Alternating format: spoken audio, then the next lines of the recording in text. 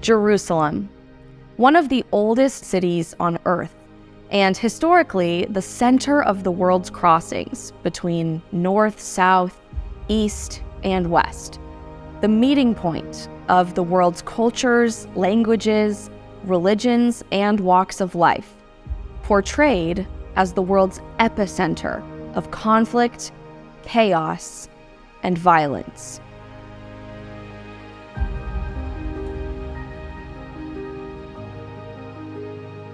What if Jerusalem isn't the world's battleground, stirring conflict that spreads all over the globe?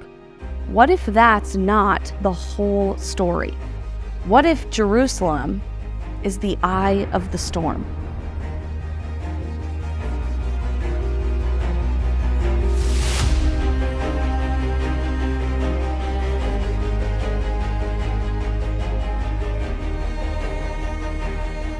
Perhaps no other narrative in modern culture is more one-sided than that of Israel's cultural identity. Global media, education, entertainment, politics, and more portray Israel and its capital city of Jerusalem as a hotbed of vitriolic violence, of chaos, of oppression. Israel is condemned and attacked from every direction for being a perpetrator of violence, for instituting an alleged apartheid state, and for being an actor of evil in the modern world.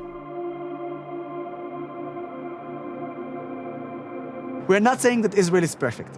We're not saying that it's heaven to be here. No. And we're not saying that there is no racism or discrimination. Just like in any other society and like in any other country, unfortunately, bad things exist, including discriminations and racism.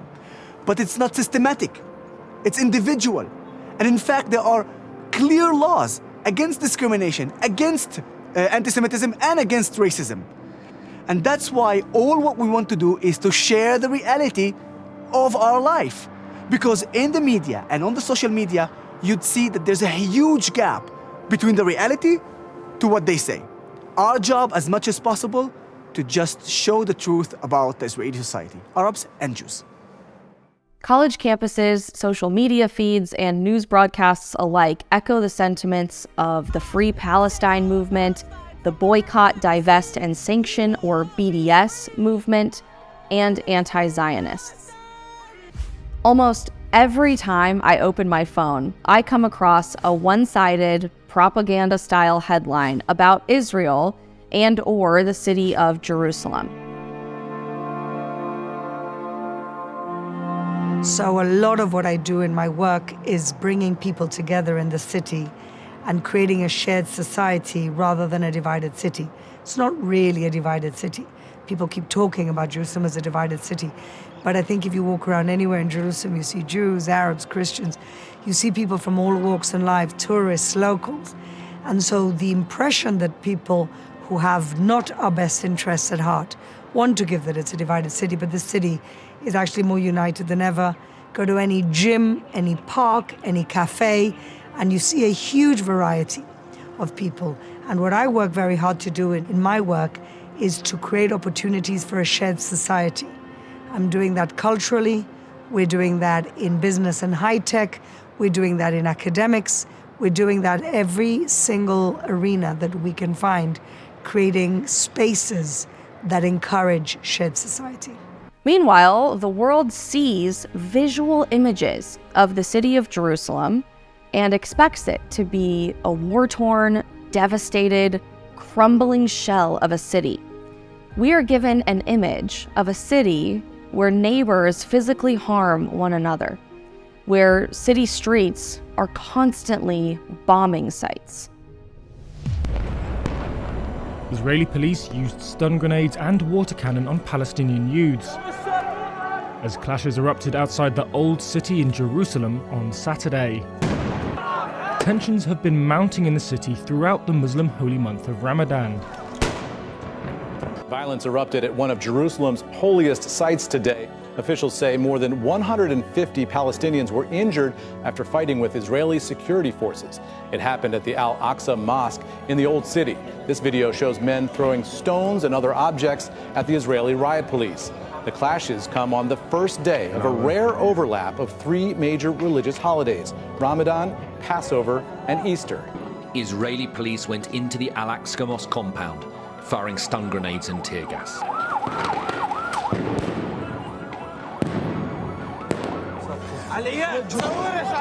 The Palestinian Red Crescent said that more than 150 people are injured. A field hospital was set up inside the compound to treat them. 8 policemen were also wounded. The number of people killed in a shooting and stabbing attack in Jerusalem has risen to 3. And Prime Minister Benjamin Netanyahu has called for an emergency meeting of his security cabinet following the attacks. This all started this morning when 2 Palestinian men boarded a bus in Jerusalem and began shooting and stabbing passengers. In another attack, a man rammed a car into a bus station before stabbing bystanders. 3 people have now been killed and 20 others were wounded. Of course, these things do happen, especially in a city as diverse and complicated as Jerusalem. We're talking about a city with literally thousands of years of human history, with countless layers of civilization, with unique neighborhoods home to dramatically different religions and walks of life, between the different quarters of the Old City and the dichotomy of East versus West Jerusalem. I find all Jerusalem is Jerusalem. I don't like to see the division East and West, and I'm working hard to make it just Jerusalem.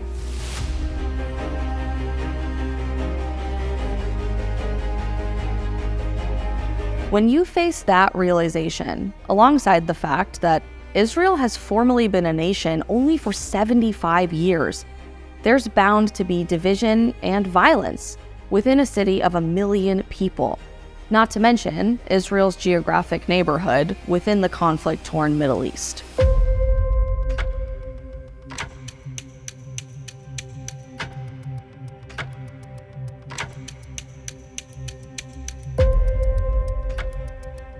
Religious factions fight against one another. Races fight against one another. People fight against one another. That's true in the Middle East, and specifically is true in Jerusalem. But it's also a convenient reality to latch onto, to continue dividing people based on our differences all over the world.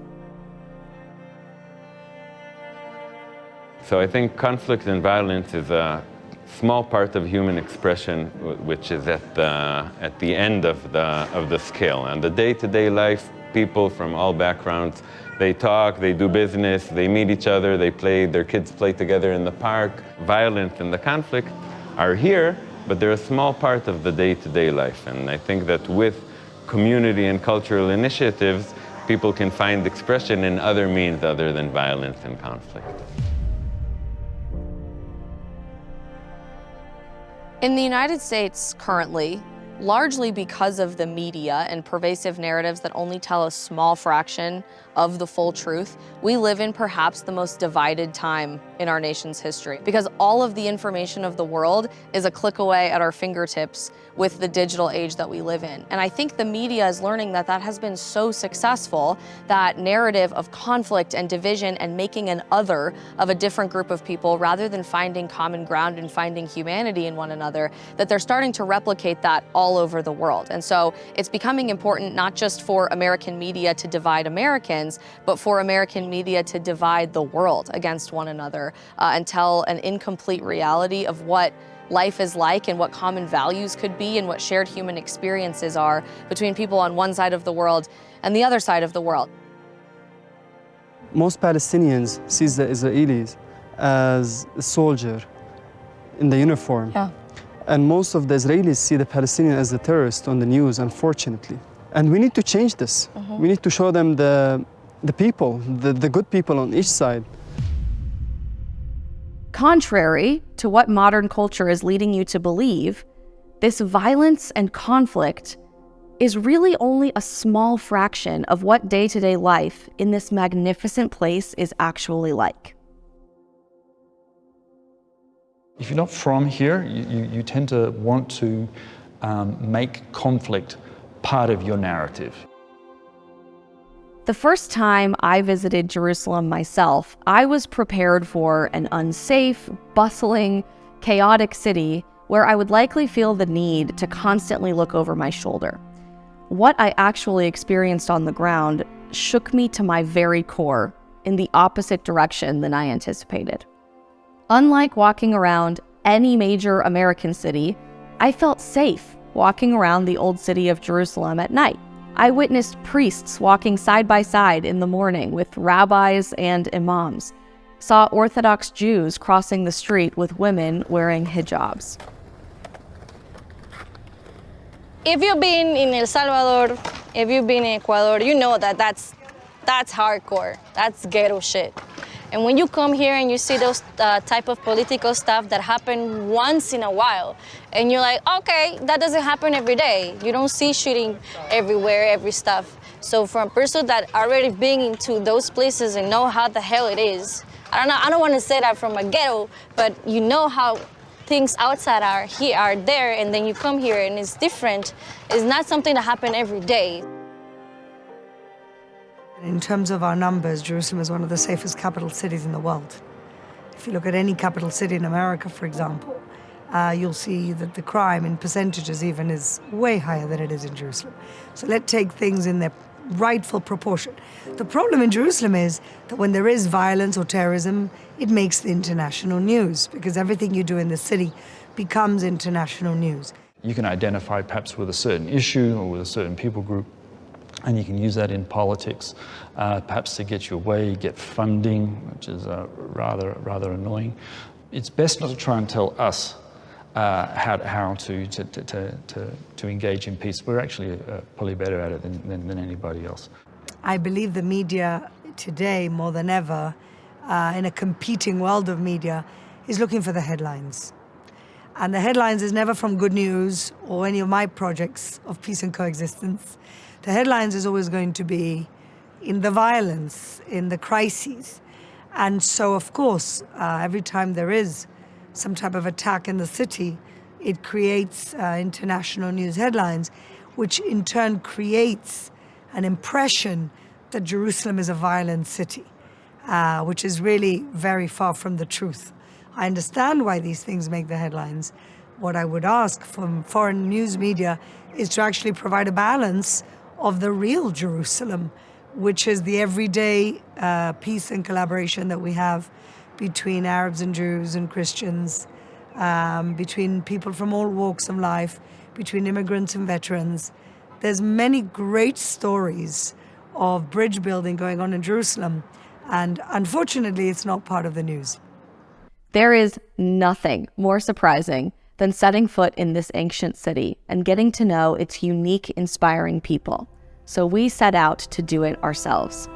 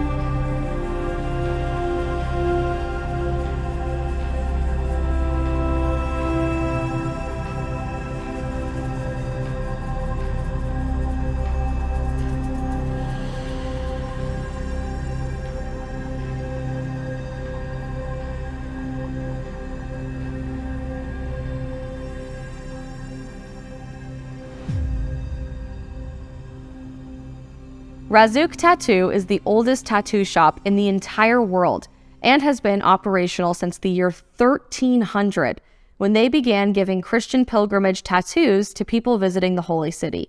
Today, the Razzouk family continues the legacy of their family business with Wasim Razzouk, the 27th generation of his family and his sons. So you're in the process of tattooing some Christian pilgrims to the Holy Land. You guys are the 28th generation of your family keeping this business alive. What started this journey for your family? My family came from Egypt, and in Egypt the Christian Copts get a small tattoo of a cross on their wrist, almost like the one I'm doing here. And it looks like this. That's the Coptic cross, where Copts would get it to mark themselves as Christians, and this way they can know themselves, enter churches just by showing their tattoo. And so 500 years ago, my family came from Egypt to the Holy Land on pilgrimage, and they discovered that there was a tradition of tattooing pilgrims with a cross as a certificate of pilgrimage, just like a stamp on their body. So when they go back home, they can show off their pilgrimage, the new status that they have become. This is a tradition that is more than 1,000 years old. But when we came here, we discovered this tradition, and because this was our profession back in Egypt, and my family brought their tools with them, they started doing tattoos for pilgrims as well. And since then until today, we're still doing the same tradition. There were other tattooists who were doing this in the Holy Land, but we are the only family that has continued to do this. So we consider ourselves to be the custodians of this tradition, and for that reason, people come from all over the world to get tattooed here, because we keep the tradition, and also the pilgrims keep the tradition, so it's a mutual thing. Jerusalem's deputy mayor and a voice of advocacy for Israel in the Middle East is Flor Hassan. Growing up all over the world, Flor has developed a unique leadership and policy style, dedicated to bringing people from all different walks of life together. The first time I came to Israel, I was 14 years old. I fell in love with the country. I fell in love with the idea of self-determination for the Jewish people after 2,000 odd years in exile. And so from that moment on, I knew that I would come and live here at some point. I came here because of ideology, because I'm a Zionist, because I believe in the self-determination of the Jewish people in our ancestral homeland. And it's really miracle era that we're living in. And I really wanted to be a part of that common destiny of the Jewish people in our own land. And so I never, deliberately thought I was going to go into politics. But an opportunity presented itself for me to run for city council.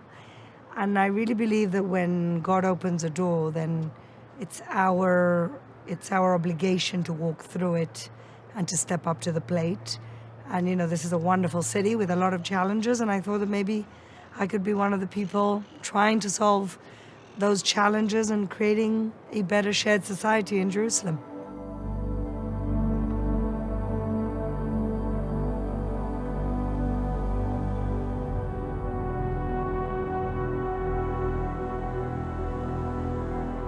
Reverend Aaron Eam is a deacon at Christ Church Jerusalem, the oldest Protestant church in the Middle East.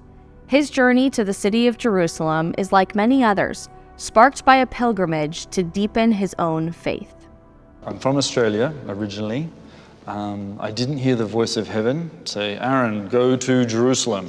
I actually was working and running a pub in London. That was my former career. And I hopped in a camper van and I drove here, and I went through something like 23 different countries to get. 23? Yeah, drove all the way down to Morocco, then back up and all the way across over to Turkey and then down. This is in 1998 when it was quite a different world. There was no ISIS, there were tensions around the world, there always are, but the borders had dropped. It was actually quite easy to travel. So I experienced lots of different places and ended up driving into Israel in 1998 and then never left. Israel is definitely an immigrant nation, and Jerusalem just as much so. And so a lot of the communities that are here, including the Protestant one, we're a group of immigrants, and that gives us an incredible wide diversity that just not only just languages, but food groups, dress sense, how you read your Bible. And this plays out in just about every aspect of life. Life in Jerusalem isn't always just about finding the deeper meaning. Sometimes it's about fun.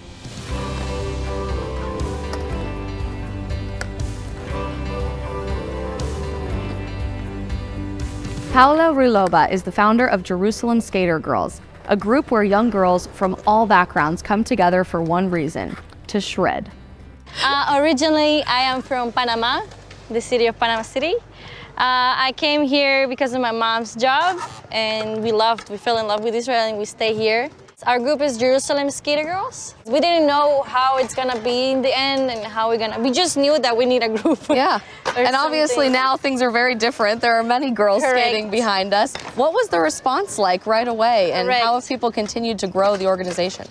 Well, thanks to the Jerusalem municipality that they built this skate park with the help of one of our skaters, Noam Rifkin, it gives more awareness of the skateboarding in general. And when we come here as a group, even if it's a small group, their parents, they just see us and they say, oh, I want my daughter also to skate. Yeah. When I came here, I didn't know anything about Israel. We just knew that they speak Hebrew, Arabic, and English. But when I go to the market, I see everybody's mixed. When I go to the doctor, I see everybody's mixed. When you go to the bus, when they're going, everybody's like, they're just coexisting just because they need.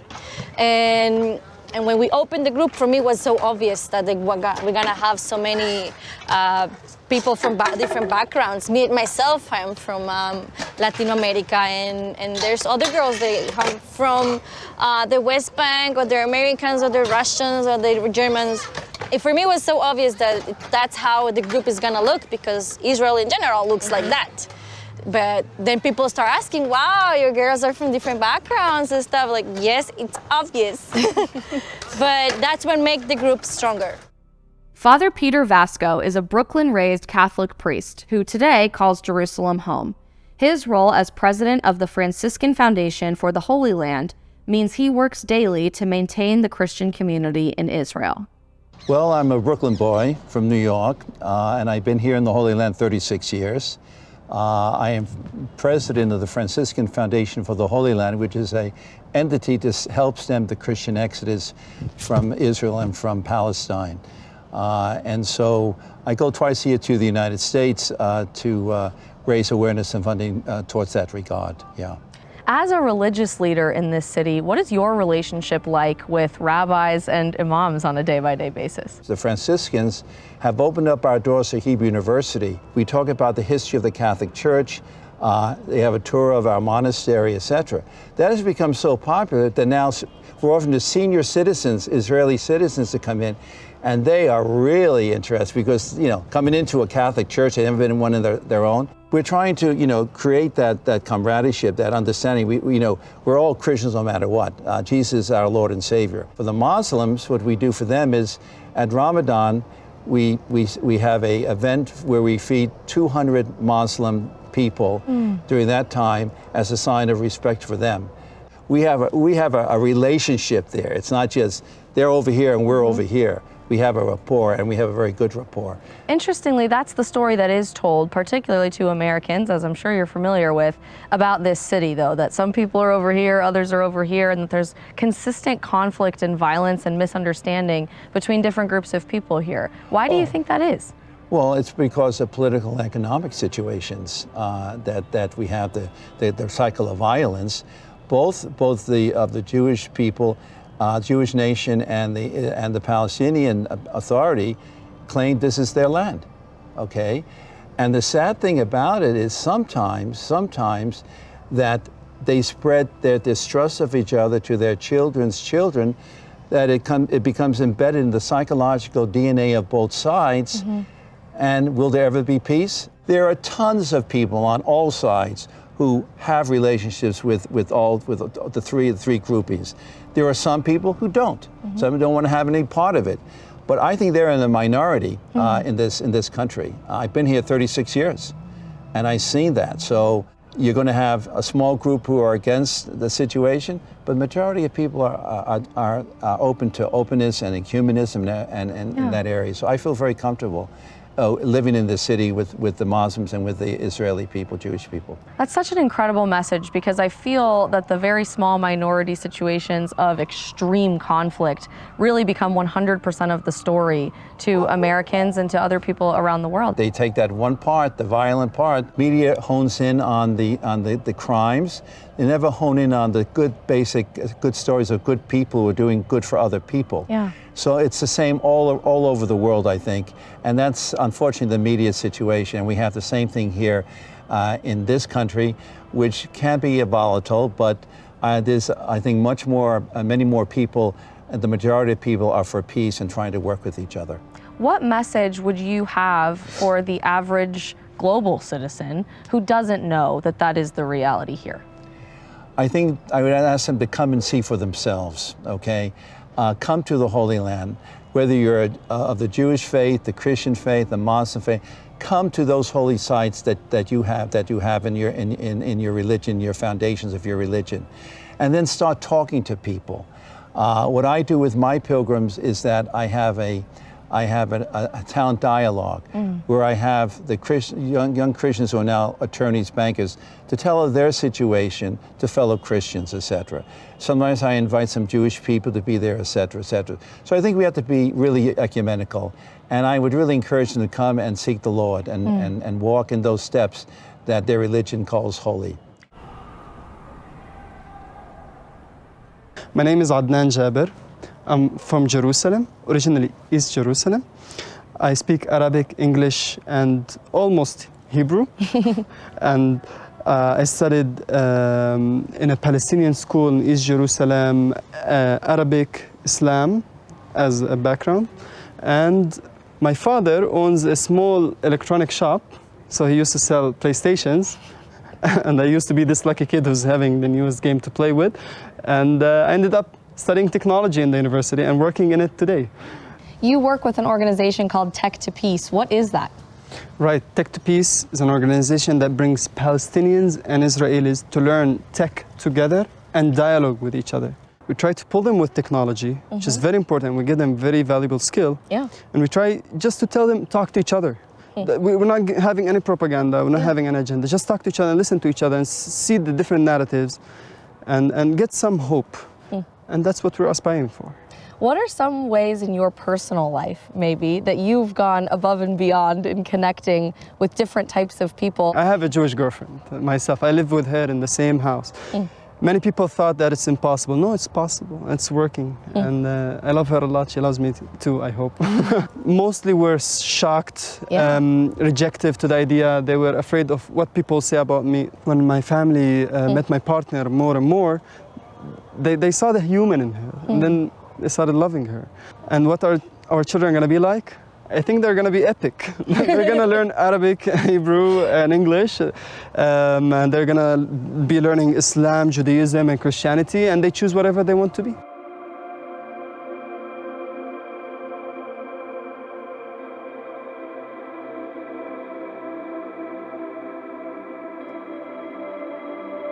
So welcome to the Mifal. This is one of the venues that we started in our NGO. We're a Jerusalem-based artist-led initiative. We have about 50 cultural projects in Jerusalem. We have 3 venues, this is one of them. And we have orchestras and theater and online magazines and several labels and podcasts, several projects. Something that I love about this space and your NGO in particular is that it is so sensitive to bringing different types of people together. There's an intention behind that in this very multicultural city. Even geographically, we are right near the line geographically between West and East Jerusalem. What does that look like here in Hamifal on a day-by-day basis? Well, first of all, Jerusalem is a very eclectic city, so you can't almost do anything here without taking into account the surroundings and the people around it. As you said, this is on the seam line between East and West Jerusalem, so people who pass through are from various backgrounds and cultures, and actually they can meet here and talk and have coffee and appreciate art also, right? Art, we believe that art connects where politics divide. So instead of coming and fighting over whatever political or current affairs, they can appreciate a musical performance or an art piece together.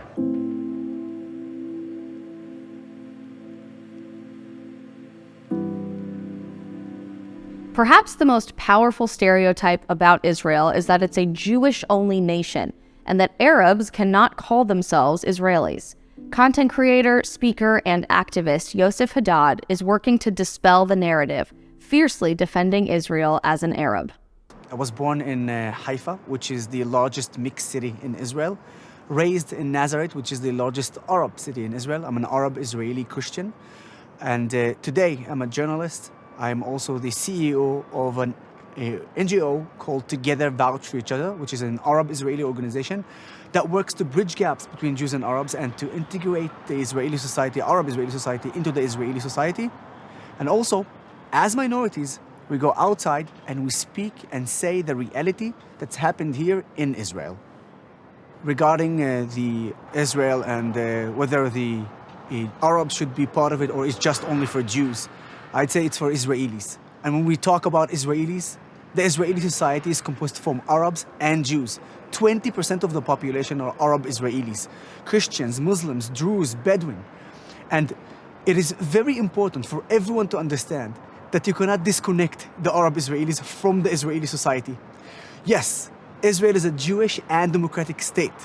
But in the democratic state, the state of Israel, 20% of the population are Arabs. Don't forget that. And it's important to understand that when the Israeli society and when the state of Israel is strong, it means all the tapestry of the Israeli society are strong and united. Therefore, you cannot disconnect it. That's why, as an Arab Israeli, and that's why, as an Arab Israeli organization, we will do whatever it takes to defend our country. Talking about the life as an Arab in Israel, I've already mentioned it a couple of times, and I said that, yes, not everything is perfect here. But let me just give you some of the facts that people might not know about the Arab Israelis. We are 20% of the population, but we are 30% of the doctors in Israel. We are 50% of the pharmacists in Israel. A lot of people talking about the Arab Israelis living under apartheid regime, just like in South Africa. Many human rights organizations claims that, such as Amnesty International, that they say that we live under apartheid, that I live under apartheid regime. That yet they forget that it's not even close to be what's going on in South Africa. There is responsibility on the government and on Israel, but also there is a responsibility, huge responsibility in our leaders, the Arab leaders, who time after time neglect the Arab society, focusing on the Palestinian issues and not on us. Earning money, their salary, paid by our taxes, yet they don't work for us. They don't have even one big achievement for our society. Therefore, we need to work together, Jews and Arabs, to make our life better here. It's possible.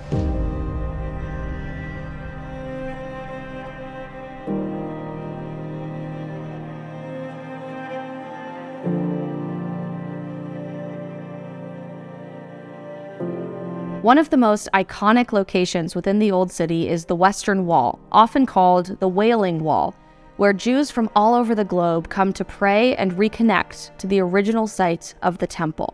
In Jerusalem, we connected with Rabbi Shmuel Rabinovich to discuss the importance of this holy site and what it means for Israel.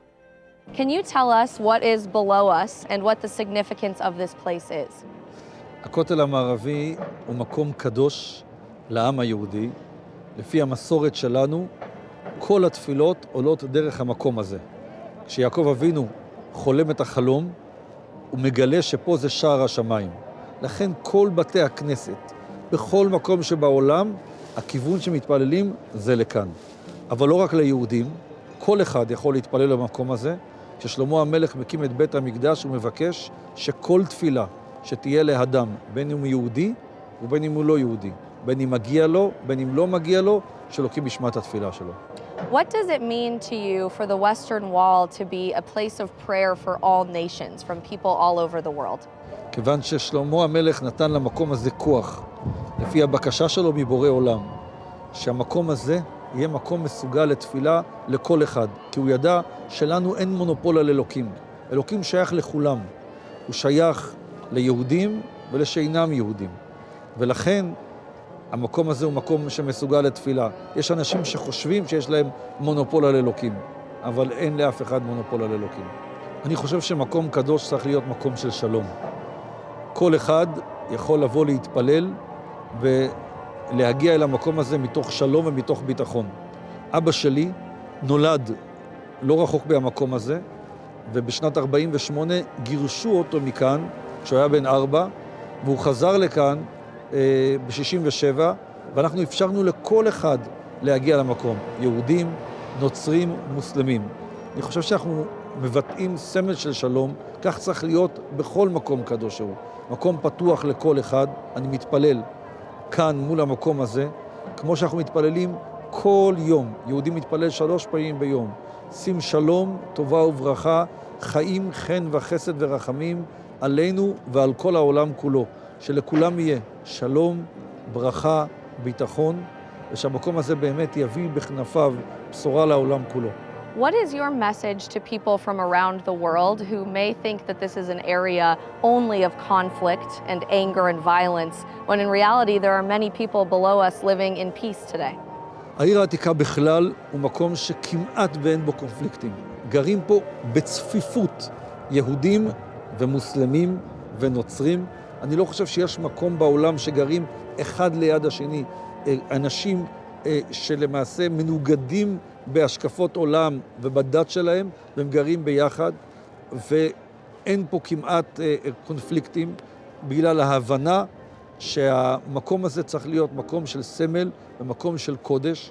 אם יש גורמים שגורמים לאיזשהו מתחים, זה אנשים שבאים מבחוץ, אנשים שרוצים להפריע, אנשים שלא אוהבים לראות את הדבר הזה. אבל כמו שאת רואה גם עכשיו, באים לפה מיליונים של אנשים, 12 מיליון אנשים בשנה רק אל הכותל המערבי, והם מבטאים את זה שהתפיסת העולם והמחשבה הזאת, כאילו המקום הזה הוא מקום של קונפליקט, המקום הזה הוא לא מקום של שלום, הוא איננו נכון.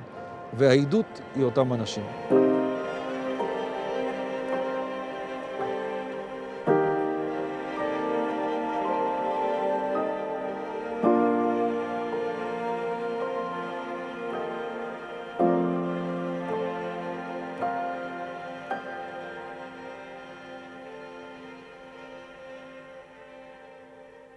You shouldn't put a lack of hope on this city. This is actually the reverse. This is actually a model that you can actually turn around and say, there is hope. It can get better. It's not the end. And don't always look at darkness, because if you keep looking at that, you've missed the light. Where can the rest of the world take a page out of that playbook for peace and hope? They should visit. I think pilgrimage should be on everybody's book. And you should come to Israel and meet as much of the locals as you can. That's all of them. So that includes Jewish communities, secular, religious. That includes the Muslims. And there's a variety of them here too. Visit the Orthodox and the Armenians and see their story. And just ask lots of questions. Do you have a message of encouragement for dialogue, particularly for people living in extremely conflicted and divisive areas like the United States today? Don't stop talking to each other. We've been told by Jesus to love our enemies. That doesn't mean you don't have enemies, but that to approach somebody in love, not hatred, to say, hey, we need to talk. And food in the Middle East is a really big deal. And King David says, you have prepared a table for me in the presence of my enemies. It's when you sit around a table, get some food out, start eating, start dialoguing. You might sit down as an enemy, but then during the occasion you might realize there's actually something in you that I like. And I actually might rise up as a friend. And that's a very powerful thing that can happen here. It has happened here, and I think it will happen here in the future as long as we keep talking.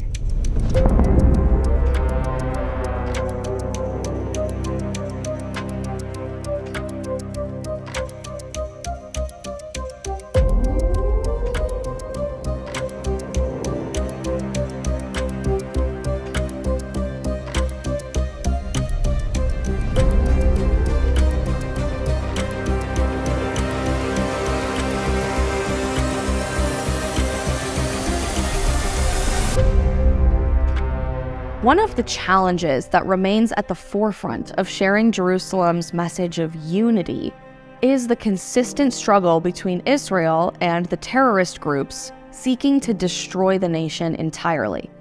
Impacting Israel's safety more than perhaps any other group on earth is Hamas, the radical terrorist organization who has seized power in the Gaza Strip, consistently attacking Israel's Jews, Arab Muslims, and Christians alike. Hezbollah, another terrorist organization rooted in Lebanon and supported and funded by radical regimes like Iran, commits acts of terrorism against Israel from the north. The IDF stands for Israel Defense Forces. It's not the JDF. It's not the Jewish Defense Forces. When the IDF protects Israel, the IDF protects all the citizens of Israel, Arabs and Jews. And when Hamas and Hezbollah and the Islamic Jihad and other terrorist organizations attack Israel, they attack all the citizens of Israel. You know, I participated in the Second Lebanon War. One of my friends from Nazareth asked me when he realized that I'm entering Lebanon to fight. He asked me a question. He told me, Yusuf, how do you feel going into Lebanon and fight your Arab brothers? I said, I'm not fighting my Arab brothers. I'm fighting the terrorist organization Hezbollah. This is how the conversation ended. During the Second Lebanon War, I lost 7 of my friends, 3 of my commanders and 1 of my soldiers. And then 4 days before ceasefire, I was injured badly when Hezbollah ambushed my unit and they launched a rocket towards our force. And from that explosion, I was injured badly and ended up for a full year in rehabilitation. During that time, my friend who asked me this question, he came and visited me in the hospital. He didn't even say hello. He didn't say, get well, how are you? The first sentence that he told me, or he said, it was, I understand. And the reason why he said that is because during the Second Lebanon War, not many people know that, 44 Israeli civilians were killed by Hezbollah rockets. Half of the civilians, half of the casualties were Arab Muslims. On my city, Nazareth, the largest Arab city in Israel, rockets killed babies, injured dozens. When I was inside Lebanon, I wasn't protecting the Jewish society. I was protecting the Israeli society, both Arabs and Jews. I was protecting my country against terrorist organization. And that's why I decided to volunteer to the IDF and serve. And I am very proud that I took this decision. And if you put me back 2003 and ask me would I have taken the same decision, I would tell you absolutely yes. I'm not Jewish, but my family was born here.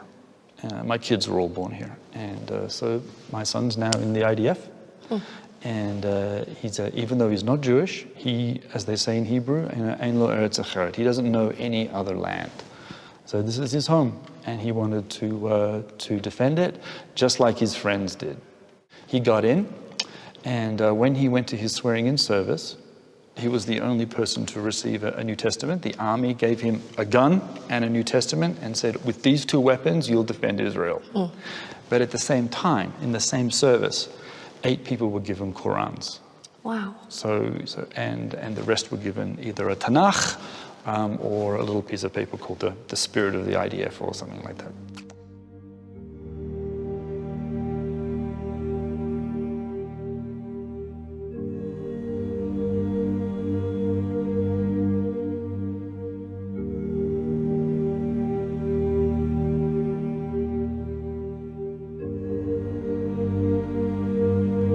We are currently being told that through the media, culturally, politically, just in day-to-day life, it is evil for us to associate with, communicate with, or have dialogue with people who are different from us, people who look different from us, people who may practice different religions than us, certainly people who vote differently or politically believe in different values than we do.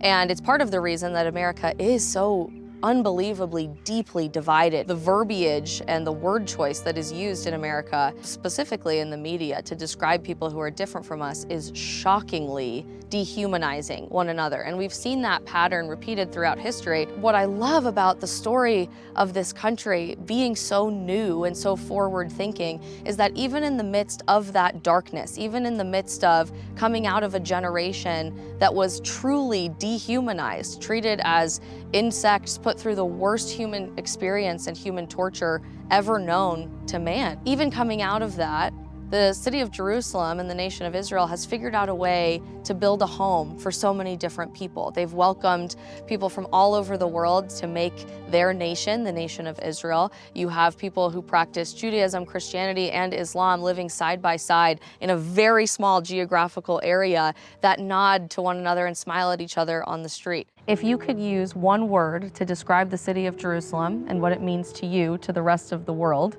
what would that word be and why? Holy, holy, holy. Because all I see around us are holy places of the three religions, and it's a holy city. Well, we don't have to look further than Jerusalem as the name. What does Jerusalem, the name, mean? In Hebrew, Yerushalem, you will see Shalem. Shalem is completeness, it's peace. And that is Jerusalem. Jerusalem is the city where all solutions to world peace will come from. Jerusalem is completeness. So that's what we're working hard to do here. It would be the Garden of Eden. Jannat Adan in Arabic, Gan Eden in Hebrew. My name is Adnan, and the meaning of Adnan is the person from Gan Eden. And I believe Jerusalem is the Garden of Eden. And I wish this place become the place where everyone lives equal and safe. For me, it's easy. For me, it's home. Because I was born and raised in Jerusalem, and it's an interesting place, and so far it's been an interesting ride. You can spend, I think, a few lifetimes here without definitely knowing what's going on, like, to the end of it. But for me, it's home. I would say it's a gateway. And I think this is a gateway to a lot of things. I think it's the gateway to the kingdom of heaven. It's a gateway to being actually finding peace in the Middle East. The peace of Jerusalem, that should be able to be brought and shared to all parts of the world. It's a gateway to light that was supposed to go around to the world and offer salvation to the world. I think this is a place where you come and you enter the gateway, and when you leave, you leave changed. ירושלים היא קדושה, היא הלב שלנו, היא לב אצלי מונחת בתוך הלב, כמו שאומר הנביא, דברו על לב ירושלים וקראו אליה. An international place, a place for everybody. This is what I would describe it. I would love to see it this way, like a city for all people in the world and not only for somebody. Jerusalem does not belong to anyone. Jerusalem is for the world. This is what it is. Less is more. They're making a big deal of what's going on over here. And people are just putting on the side the little details that are making the big difference in Jerusalem. And the less things that you need to take care of, you need to see, that's what the real thing is. That's what makes it more bigger. So less is more. If I can describe Jerusalem in one word, I would absolutely say unity. The people in Jerusalem, they're already having the life of partnership here. It's how the extremists on both sides, which if you remember, I already said that they are minority, but they are more vocal, presenting as if there isn't partnership and unity. But among the majority of the citizens of Jerusalem and Israel, this unity and partnership exist. Shutfut, partnership, sharaki. It's all the same word, different languages. But it happens here. We have countless stories every day. Stop believing everything you see on social media. Stop believing everything you see on the media. The reality is different. And if you want to literally see the truth, I have one proposal for you. Come and visit Jerusalem. Come and visit Israel. It's been said throughout history that what stays in darkness multiplies in darkness, but what we can put into the light will continue to shine a light into the future. When you keep things in the dark, they don't have an opportunity to influence culture in a positive or negative way, but when you consistently shine a light on something, that is what sets the tone for culture. Media today is so focused on highlighting division and anger and conflict and making an other of everybody who is different from you. But imagine if we could use it as a tool to shine a light on peace, on humanity, on finding love for one another. And working on this project has been such a powerful reminder for me that not only do we have the opportunity to do that, we have a responsibility to.